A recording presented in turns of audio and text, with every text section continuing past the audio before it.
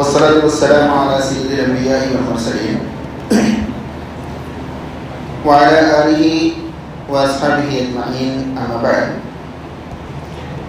فأعوذ بالله من الشيطان الرجيم. بسم الله الرحمن الرحیم. حاضرین، آج قیام اللیل کی 24ویں رات تھی اور آج 25واں پارہ مکمل کر دیا گیا ہے الحمدللہ. 29ویں رات کو قرآن مجید مکمل کرنے کے لیے جو ایک پارہ کور کرنا تھا وہ آج کور ہو چکا ہے. کل سے پھر ایک پارہ ہی روز انشاءاللہ پڑھا جائے گا. آج جو سورتیں پڑھی گئی ہیں وہ سورہ حمیم سجدہ ہیں، سورہ شورى ہیں، سورہ زخرف، سورہ دخان اور سورہ جاثیہ ہیں. یہ 5 سورتیں آج مکمل پڑھی گئی ہیں. اب تمام کو یاد ہوگا گزشتہ کل میں نے یہ کہا تھا کہ ایک آیت جو کل کی باقی رہ گئی ہے انشاءاللہ آئندہ کل اس بارے میں کچھ وضاحت آپ تک پہنچائی جائے گی. سورہ غافر جو کہ کل پڑھی گئی آخری سورت تھی، اس میں آیت نمبر 60 کے اندر اللہ رب العالمین نے یہ فرمایا وَقَالَ رَبُّكُمْ ادْعُونِي أَسْتَجِبْ لَكُمْ إِنَّ الَّذِينَ يَسْتَكْبِرُونَ عَنْ عِبَادَتِي سَيَدْخُلُونَ جَهَنَّمَ دَاخِرِينَ. اور آپ کے رب نے فرمایا ادعونی استجب لکم، تم مجھ سے دعا کرو میں تمہاری دعا قبول کروں.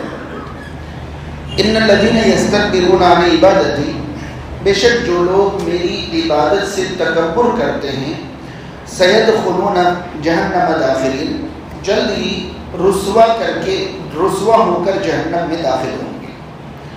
حاضرین، ایک بات پر آپ کی توجہ لے جانا چاہوں گا اور جو میں محسوس کرانا چاہتا ہوں اسے سمجھنے کی کوشش کریں. اللہ تعالیٰ نے یہ فرمایا کہ مجھ سے دعا کرو میں تمہاری دعا قبول کروں.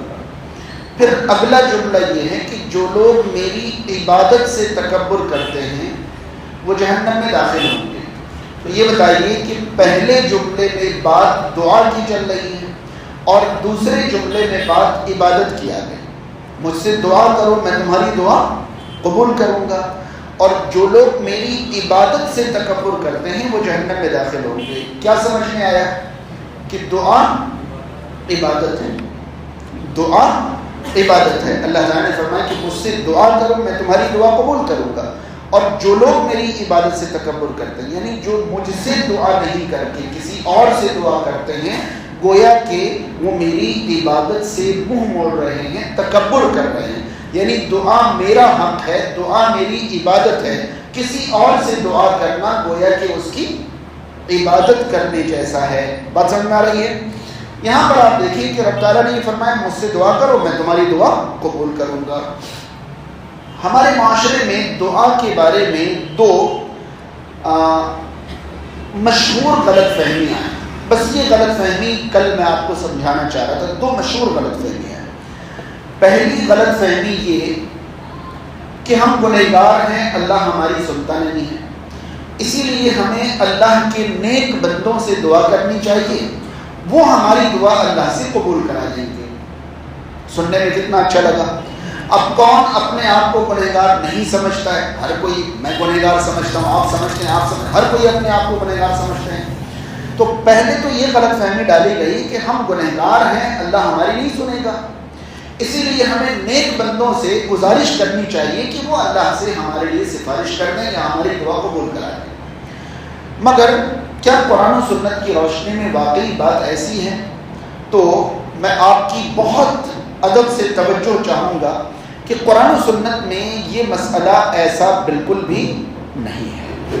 قرآن مجید میں جگہ جگہ ہمیں اس بات کی طرف اشارہ ملتا ہے کہ اگر اللہ سے دعا کرنے والا وقت کا سب سے نیک بندہ ہو تب بھی، اور دعا کرنے والا وقت کا سب سے رذیل اور حقیر بندہ ہو تب بھی، اہم یہ نہیں ہے کہ دعا کون کر رہا ہے، اہم یہ ہے کہ دعا میں مانگ کیا رہا ہے. بات سمجھ رہے ہیں؟ اللہ تعالیٰ کے نزدیک اہم یہ نہیں ہے کہ دعا مانگ کون رہا ہے، اہم یہ ہے کہ دعا میں مانگ کیا رہا ہے. اب میں آپ کو دو مثالیں دیتا ہوں. ہم اللہ تعالیٰ سے کچھ بھی مانگ لیں, ہم اس کو دو حصوں میں بانٹ سکتے ہیں. ہم اللہ سے کیا مانگیں گے, جو بھی مانگیں اس کو دو حصوں میں بانٹ سکتے ہیں.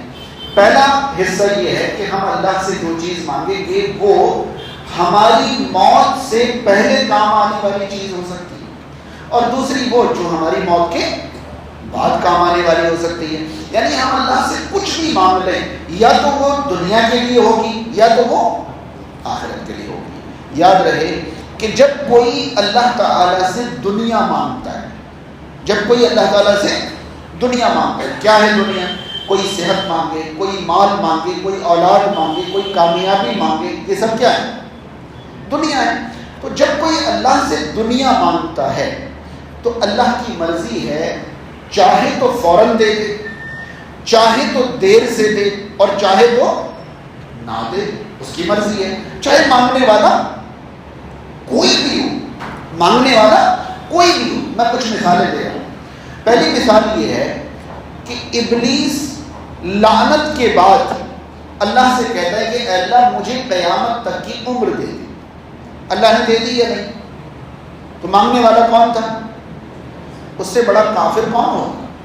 مگر اس نے کہا انظرنی الی یوم یبعثون, مجھے قیامت کے دن تک کی عمر دے دے, زندگی دے دے. اللہ نے کہا انک من المنظرین, جا دیا. ٹھیک ہے.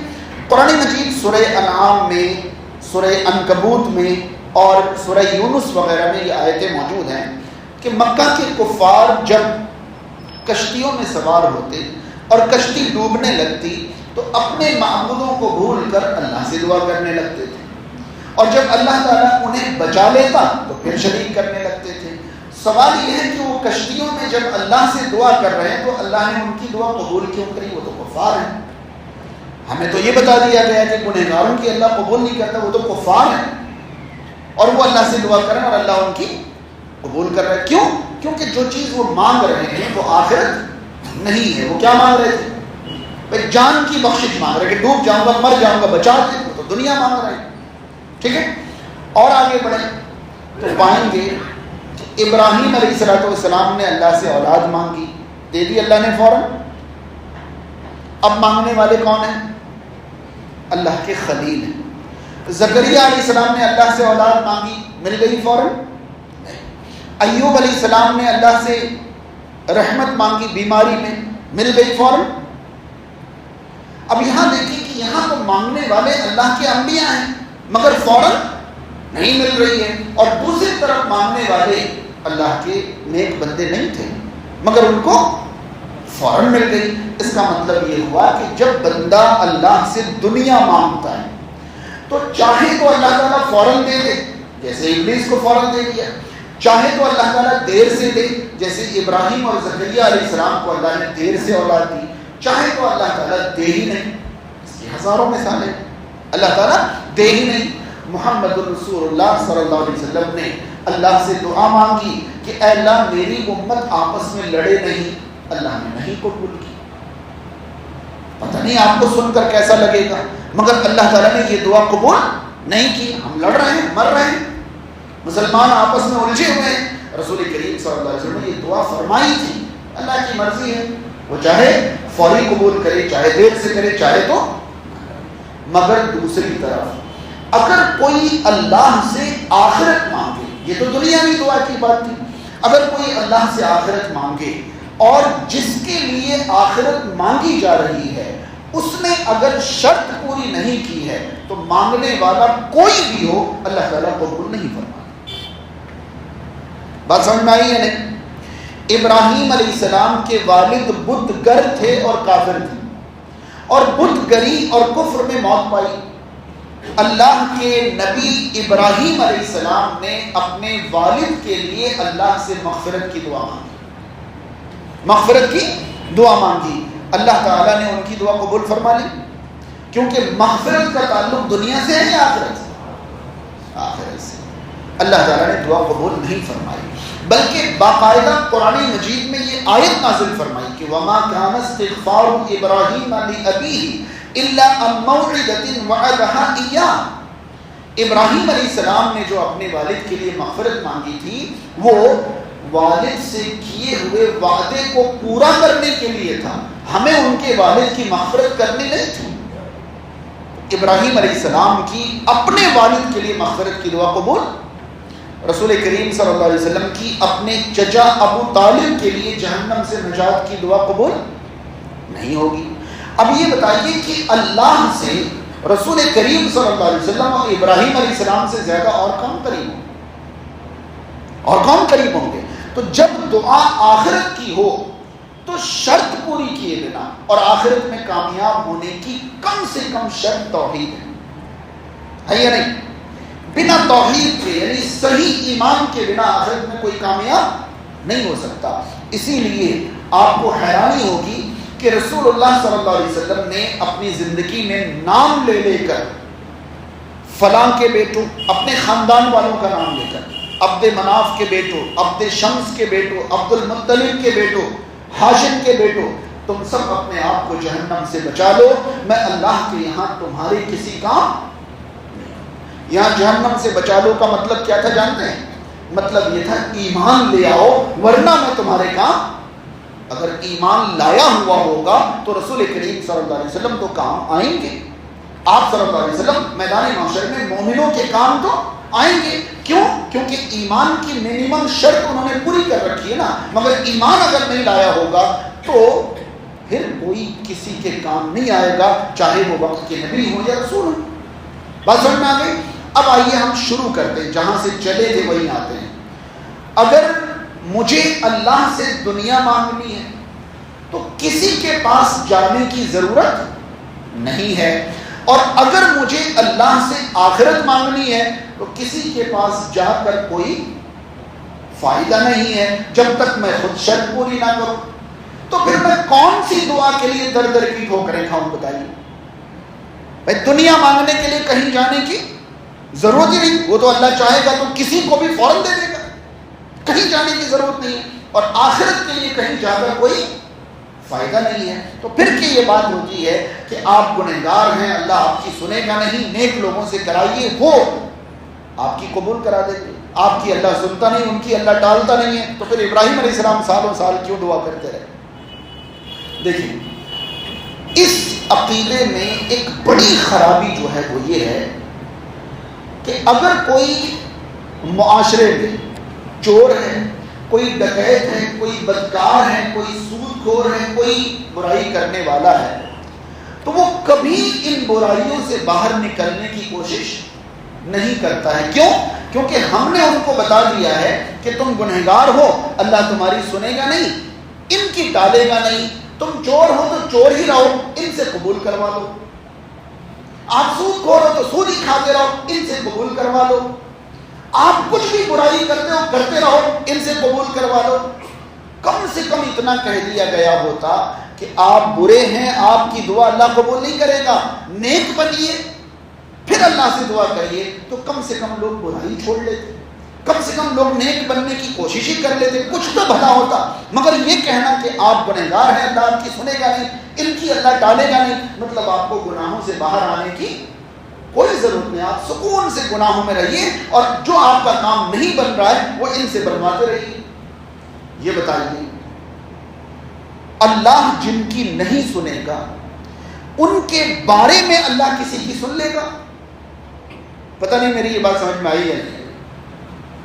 اللہ جن کی نہیں سنے گا، اگر میں اور آپ اس درجے میں آ جائیں کہ اللہ میری اور آپ کی نہیں سنے، تو پھر میرے اور آپ کے بارے میں بھی کسی کی نہیں سنے۔ نہیں آئی بات سمجھ؟ اگر اللہ میری نہیں سنے گا تو میری بارے میں کسی کی کیسے سن لے گا؟ کسی کی نہیں سنے گا۔ سمجھ میں آ گئی؟ ایک غلط فہمی یہ کہ آپ گنہگار ہیں، آپ کی قبول نہیں ہوگی۔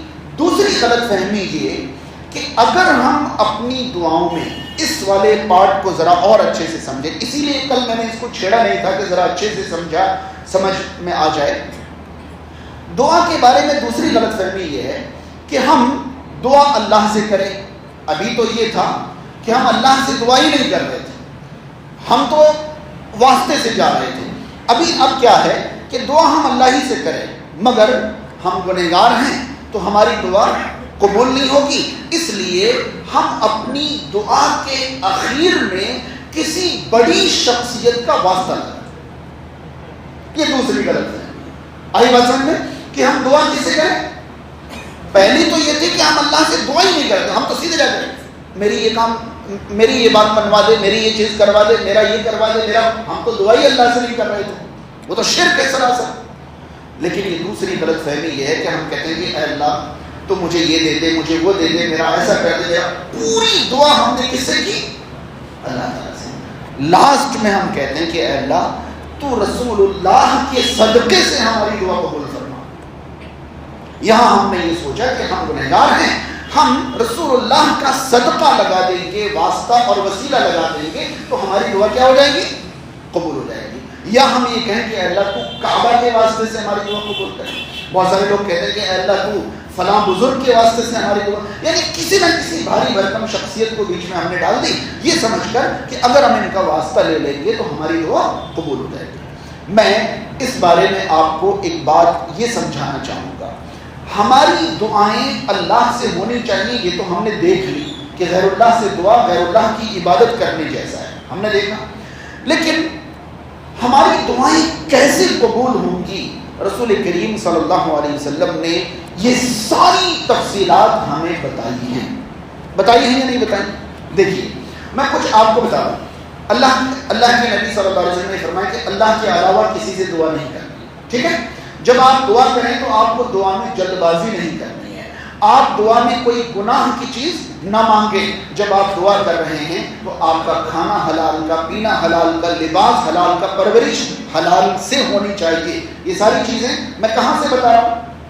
رسول کریم صلی اللہ علیہ وسلم سے. جب آپ دعا کریں تو پہلے آپ اللہ کی تعریف کریں, جب آپ دعا کریں تو پھر رسول اللہ پر درود پڑھیں, پھر آپ دعا کریں اور دعا کے بعد جب آپ دعا ختم کریں تو پھر سے تعریف اور درود کے ساتھ آمین پر دعا ختم کریں. یہ سب رسول کریم صلی اللہ علیہ وسلم کی سکھائی ہوئی تعلیمات ہیں یا نہیں؟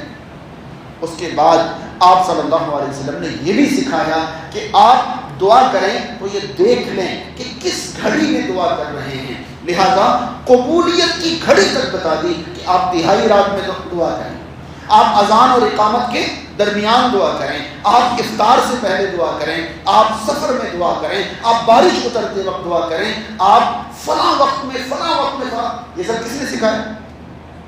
لیکن مجھے بتائیے کہ کیا رسول کریم صلی اللہ علیہ وسلم نے کہیں دعا قبول ہونے کا طریقہ بتاتے ہوئے یہ فرمایا کہ آپ اپنی دعا میں واسطہ لگا لیا کریں؟ سکھایا؟ مطلب یہ سکھا دیا کہ مانگنا کیا ہے, یہ سکھا دیا کیسے مانگنی, یہ سکھا دیا الفاظ کیا ہونے چاہیے, انداز کیا ہونے چاہیے, ٹائمنگ کیا ہونا چاہیے, سب سکھا دیا. مگر واسطہ لگا لیا کریں, یہ نبی کریم صلی اللہ علیہ وسلم نے تو امت کو بڑے نقصان میں رکھ دیا. مجھے بتائیے ذرا, یہ جملہ میں امانت کے طور پر دے رہا ہوں, مجھے بتائیے کہ ہم اور آپ زندگی گزارنے کے ہر موڑ پر اللہ سے کیا دعا کریں گے, یہ رسول کریم صلی اللہ علیہ وسلم نے ہمیں سکھایا نہیں سکھایا؟ جی سکھایا نہیں سکھایا؟ مسجد میں آتے ہوئے کیا پڑھیں گے, نکلتے ہوئے کیا پڑھیں گے, کھاتے ہوئے کیا پڑھیں گے, کھانے کے بعد کیا پڑھیں گے, سوتے ہوئے کیا پڑھیں گے, سونے کے بعد کیا پڑھیں گے, لباس پہنتے وقت, لباس پہننے کے بعد, ساری دعائیں, زندگی کی ہر ضرورت کی دعائیں ہمیں سکھائی گئی. یہ بتائیے کہ یہ جو زندگی بھر کی دعائیں ہیں, یہ دعائیں قبول ہونے کی ضرورت ہے یا نہیں؟ ہم چاہتے ہیں یا نہیں قبول ہو؟ اب بتائیے کہ کیا ہماری زندگی کی ضروریات کی کوئی ایک دعا ایسی ہے جس میں واسطہ بھی سکھایا گیا؟ تو یہ زندگی کی ہر ضرورت کی دعا بغیر واسطے کے کیسے قبول ہو جائے گی؟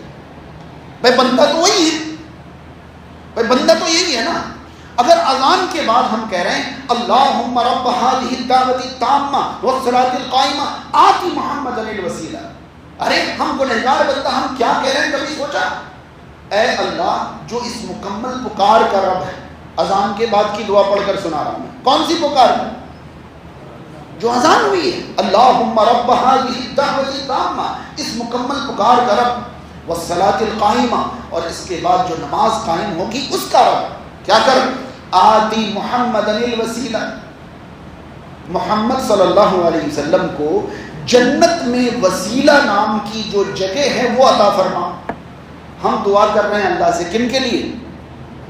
رسول اللہ گنہگار بندہ رسول اللہ کے لیے دعا کر رہا ہے مگر کوئی واسطہ نہیں لگا رہا ہے. تو اگر ہماری زندگی کی ہر ضرورت کی دعا بغیر واسطے کے قبول ہوگی تو جب ہم بڑے بڑے پروگراموں میں تقریر کریں گے اس کے بعد کی دعا واسطے کے بغیر قبول نہیں ہوگی. ہاں جب ہم 1.5 گھنٹہ 2 گھنٹہ کی دعا کریں گے اس کے بعد واسطہ نہیں لگائیں گے تو ہماری دعا قبول نہیں ہوگی. یہ رسول کریم صلی اللہ علیہ وسلم نے ہمیں کیوں نہیں سکھایا؟ مجھے وہ صحابی بتائیے، وہ تابعی بتائیے، وہ امام بتائیے، وہ مجتہد بتائیے جو اپنی دعاؤں کے اخیر میں کوئی واسطہ لیا کرتے تھے. تو یاد رہے آپ گنہگار ہیں مگر آپ اللہ سے مانگ رہے ہیں، یہ اللہ کو بہت راضی کرتا ہے، بہت خوش کرتا ہے. آپ مانگیں اللہ سے، اللہ تعالیٰ آپ کی قبول کرے گا اگر وہ چاہے گا، اور نہیں چاہے گا تھوڑی دیر سے کر لے گا، نہیں چاہے گا تو بالکل قبول نہیں کرے گا، اس کی مرضی. مگر نہ ہی ہمیں اللہ سے شرما کر کسی اور کو واسطہ بنا کر بھیجنا ہے اور نہ ہی ہمیں اپنی دعاؤں کے اخیر میں کوئی واسطہ لگانا ہے. یہ دونوں چیزیں اسلامی طریقے نہیں ہیں. یاد رہے ہم اپنی دعاؤں میں اگر واسطہ لگانا چاہیں تو شریعت سے 3 واسطے ثابت ہیں. کتنے؟ 3 واسطے ثابت ہیں. پہلا واسطہ ہے اللہ کے نیک ناموں کا واسطہ لیجیے، اللہ کے نیک ناموں کا واسطہ لیجیے. دوسرا اپنے ایمان و عمل کا واسطہ لیجیے. اور تیسرا کسی نیک شخص سے اپنے لیے دعا کی گزارش کیجیے، مگر وہ زندہ ہوں اور نیک ہوں تب. زندگی میں کسی نیک آدمی سے آپ دعا کی گزارش کیجیے. یہ چیزیں ثابت ہیں. ورنہ اللہ رب العالمین یہ کہتا ہے، فرماتا ہے کہ مجھ سے دعا کرو میں تمہاری دعا قبول کروں گا. ایک مثال دے کر میں آگے چلوں. مان لیجئے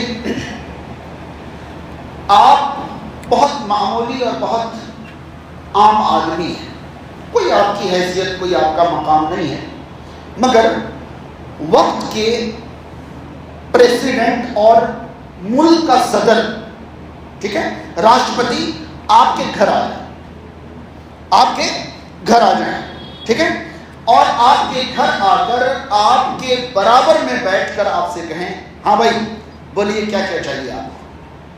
تب آپ یہ کہیں کہ حضرت میں بہت معمولی انسان، آپ بہت اونچی شخصیت، میں ڈائریکٹ آپ سے کیسے کہہ دوں آپ کا پی اے کون ہے بتائیے، میں پہلے اس کے پاس جاؤں گا، اس سے کہوں گا، وہ آپ کو بتائے گا.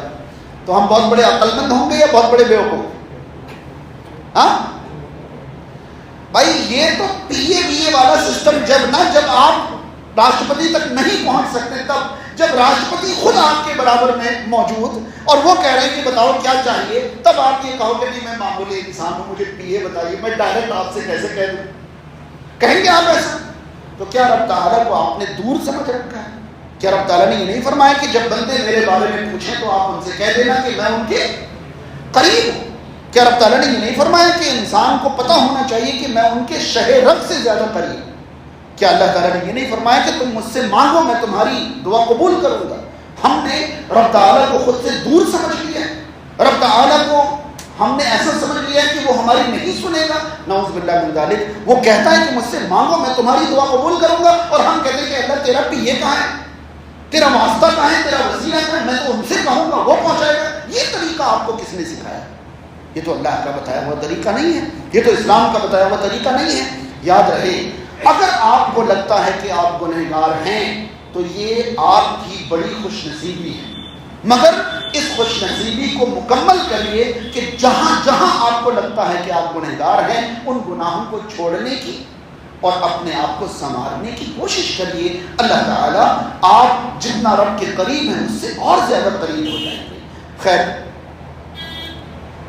اتنی تفصیل کی وجہ سے چلیے آج سورہ فصلت پڑھی گئی ہے. سورہ فصلت کی آیت نمبر 34 35 36 میں نے آپ کے لیے چن لی. اللہ تعالیٰ نے یہ فرمایا کہ وَلَا تَسْتَوِي الْحَسَنَةُ وَلَا السَّيِّئَةُ، نیکی برابر نہیں ہے اور نہ برائی برابر ہے. یعنی ہر نیکی ایک جیسی نہیں ہوتی. کچھ نیکیاں درجے میں بہت بڑی ہیں، کچھ ہلکی ہیں، کچھ اس سے ہلکی ہیں. نیکیاں مختلف درجات کی ہوتی ہیں. ایسی برائی بھی ایک جیسی نہیں ہوتی. شرک بہت بڑی برائی ہے، کچھ کبیرہ گناہ ہیں، کچھ صغیرہ ہیں. تو نیکیاں الگ الگ درجات کے ہوتے ہیں، برائیاں بھی الگ الگ درجات کے ہوتے ہیں. ادفع باللتی ہی احسن، جب آپ برائی دور کریں تو سب سے اچھا طریقہ اختیار کریں. جب آپ برائی دور کریں تو کون سے طریقے سے دور کریں؟ سب سے اچھے طریقے سے. فَإِذَا الَّذِي بَيْنَكَ وَبَيْنَهُ عَدَاوَةٌ كَأَنَّهُ وَلِيٌّ حَمِيمٌ. تو اللہ تعالیٰ نے فرمایا کہ جب آپ برائی دور کریں تو بہت اچھے طریقے سے، سب سے اچھے طریقے سے دور کریں گے، پھر آپ دیکھنا جو آپ کا دشمن تھا وہ آپ کا دلی دوست بن جائے. برائی کو عمدہ طریقے سے دور کریں، آپ کا دشمن آپ کا دوست بن جائے گا. اس کے بعد اللہ تعالیٰ نے فرمایا وَمَا يُلَقَّاهَا إِلَّا الَّذِينَ صَبَرُوا وَمَا يُلَقَّاهَا إِلَّا ذُو حَظٍّ عَظِيمٍ. اللہ تعالیٰ نے فرمایا کہ دیکھو برائی کو عمدہ طریقے سے دور کرنا یہ ہر ایک کے بس کی بات نہیں ہے. یہ کرنا صرف ان کے بس میں ہے جو صبر اور ضبط والے ہوں گے اور جو بڑی قسمت والے ہوں گے. دیکھیے یہ قرآن کی تعلیم ہے. دوسری طرف ہمارے معاشرے میں اس موقع پر جو ہمیں سکھایا جاتا ہے وہ کیا ہے؟ وہ یہ کہ اینٹ کا جواب پتھر سے دیا کرو. قرآن کہتا ہے برائی کو عمدہ طریقے سے دور کرو اور معاشرہ سکھاتا ہے اینٹ کا جواب پتھر سے دیا کرو. کوئی اگر تمہیں چھیڑے تو تم خاندان کو اجاڑو. ہاں بات سمجھ رہے؟ کوئی اگر تمہاری طرف آنکھ اٹھا کر دیکھ لے تم ان کی آنکھ نکال دو. یہ معاشرہ سکھاتا ہے تاکہ کبھی وہ نہ دیکھ سکے. مگر قرآن کہتا ہے کہ برائی کو عمدہ طریقے سے دور کریں، پھر آپ دیکھیں گے جو آپ کے دشمن ہیں وہ آپ کے دوست بن جائیں گے.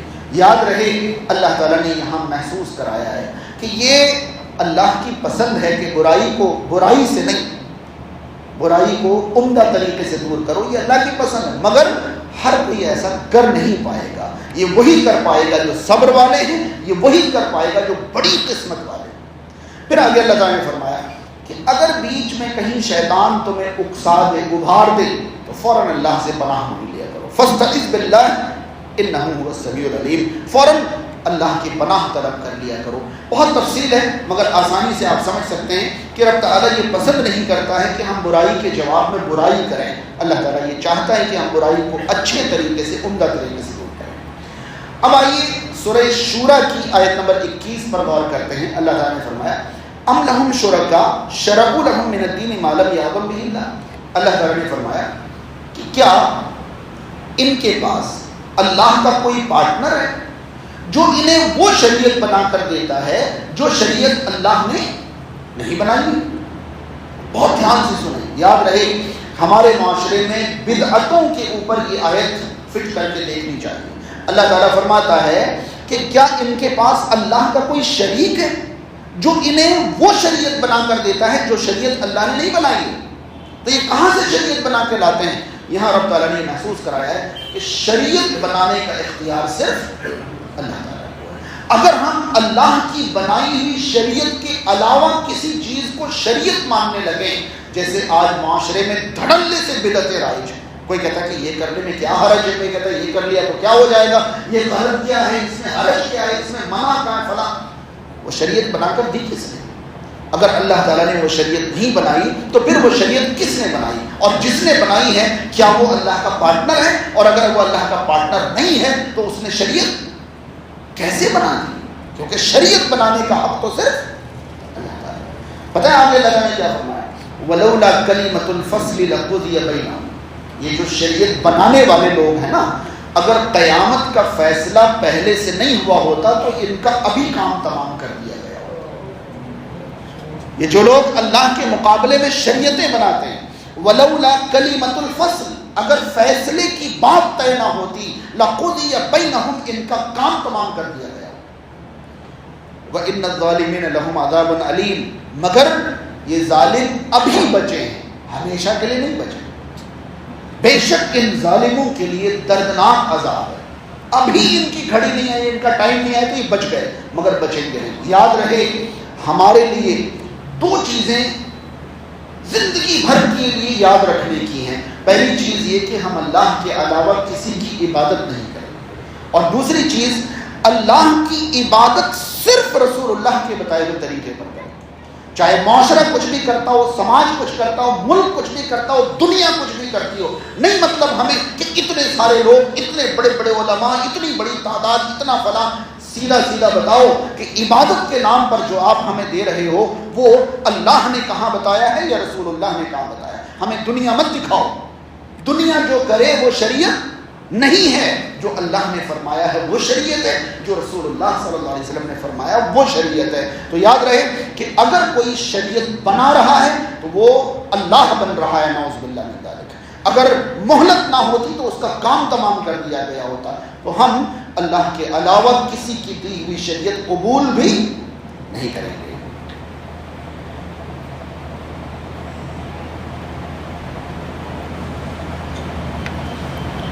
آج کے لیے جو آخری آیت ہے وہ موقع کی مناسبت سے ہے، سورہ دخان پڑھی گئی۔ سورہ دخان میں آیت نمبر 3، 4، 5، 6 میں گزارش کروں گا کہ جن کو موقع لگے وہ آپ خود بھی پڑھ لینا، بہت تفصیل ہے، اتنی تفصیل میں بتا نہیں پاؤں گا۔